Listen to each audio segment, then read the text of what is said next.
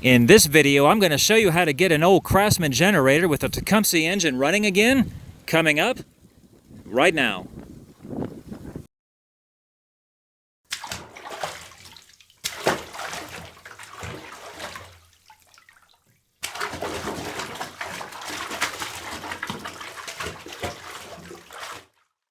Hey everybody, Rudy here from Take a Bath Productions with another video helping you fix various things.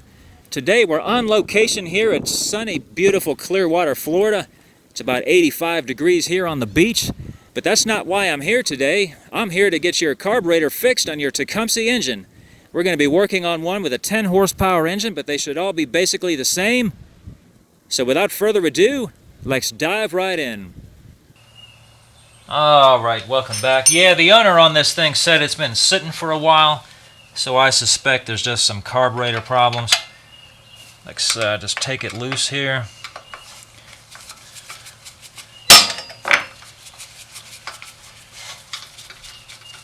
There's another nut in here that I can't show because it's just, I can barely see it myself. If you can get a wrench in there, if you can't hold it by hand, or a pair of pliers or something. There we go.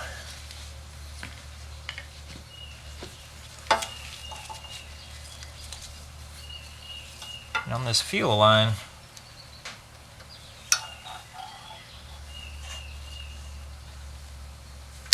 there we go. Kind of got to undo everything to get it out where you can get to it. And if that won't come out, just by pulling on it, you can take a big screwdriver and pry it a little bit like that, to get it to come out. But this one's coming, so I'm just going to do that. Alright, that's off of there. Alright, yeah, this carburetor doesn't really look too bad. I think it's probably just got some trash in it. But we're going to go ahead and pull it apart. Bolt on the bottom of the bowl is usually like 1/2 inch on pretty much everything.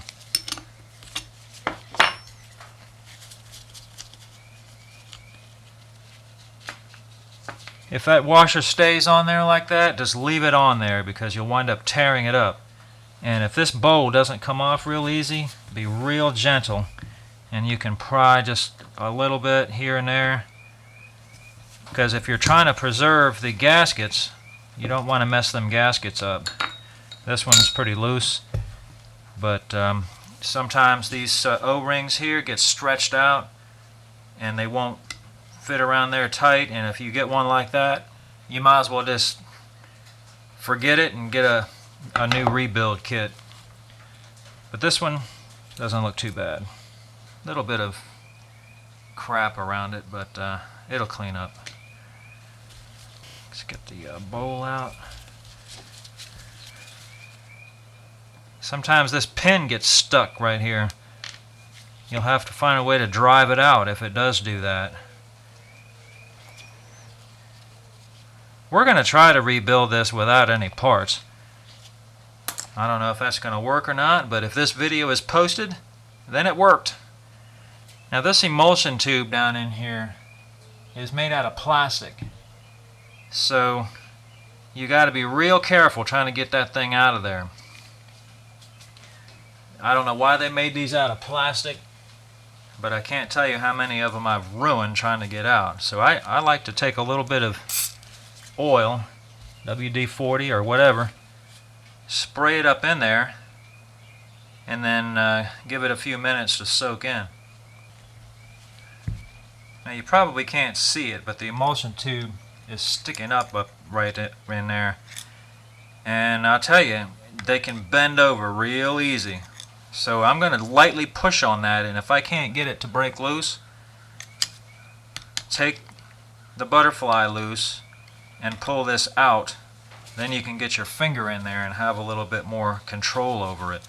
But I might wind up having to do that, but let's try it real lightly.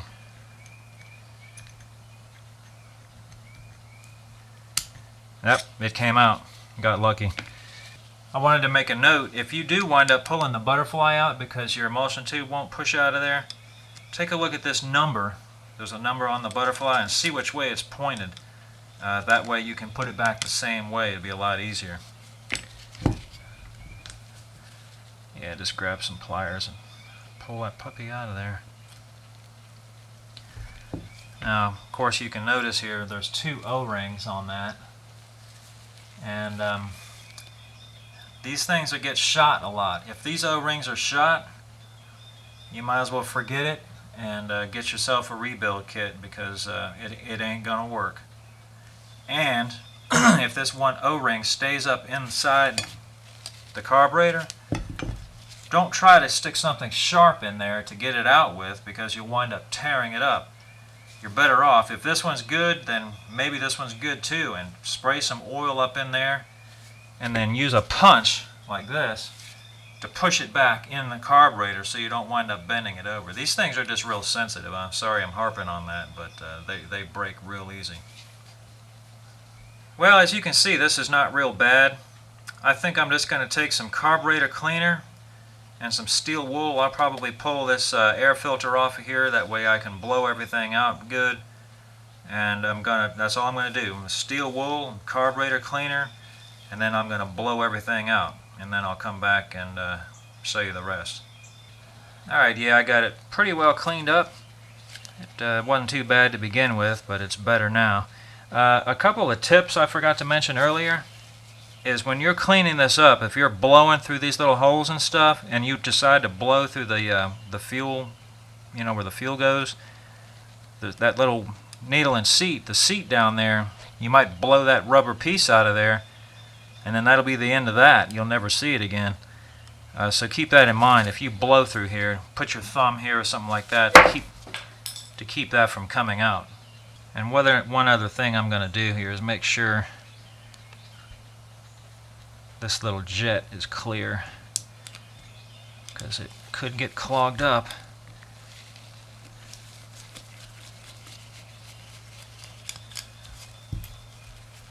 So what I like to do, it looks to me like it's already clear. Just take some of these tips, or these little files, you know, little for a torch head. Come in different sizes, and just make sure that that's clear right through there. And that's it on that. And then, of course, I'm going to take some cleaner and clean that hole out too. Yeah, I got that hole cleaned out.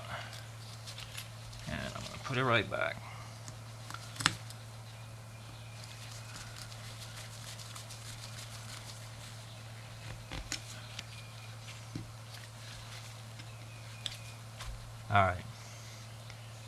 Alright, this part is done.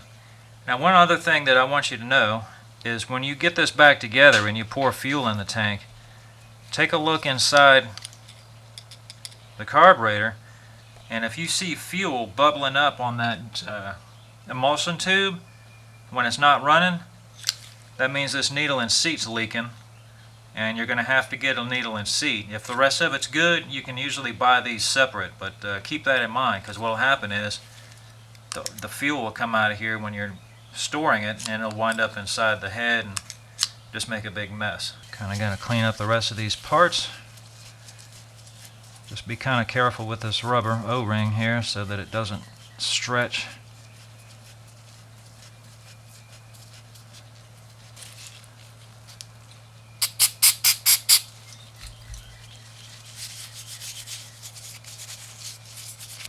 Alright, yeah, that's pretty good. Sometimes these will get a little crusty from the fuel sitting in the bowl.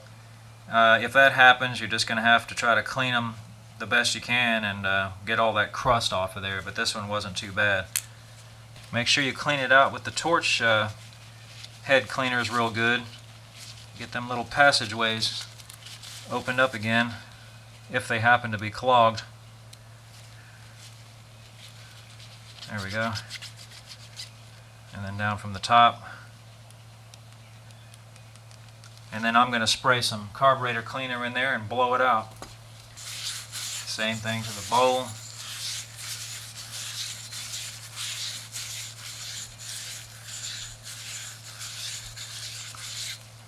Now I'm just going to clean it and blow it out again. Clean it with a clean rag, make sure there's nothing left in there. Alright, on the emulsion tube, do the same thing.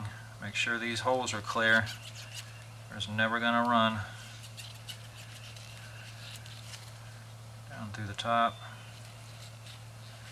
And then I'm going to blow it out also, and make sure not to lose these O-rings when you're doing that.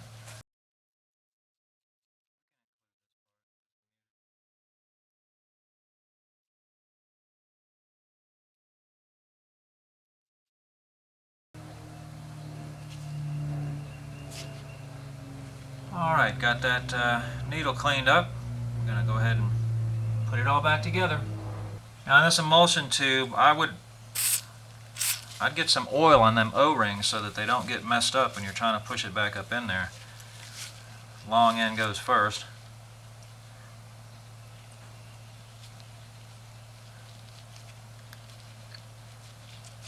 And like I said before, take a punch and push it.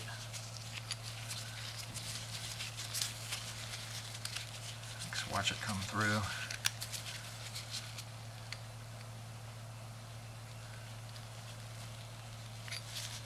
Make sure it's all the way. Yep. Alright.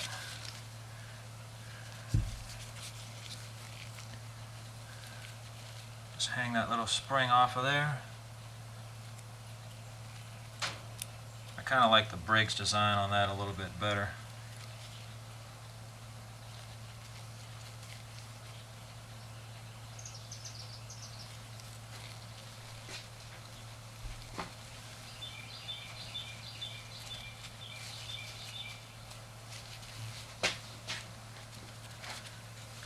When you put the bowl on, make sure you pay attention to the way this is made. It's a little deeper on that side, so make sure that's for the float, so make sure you line that up like that.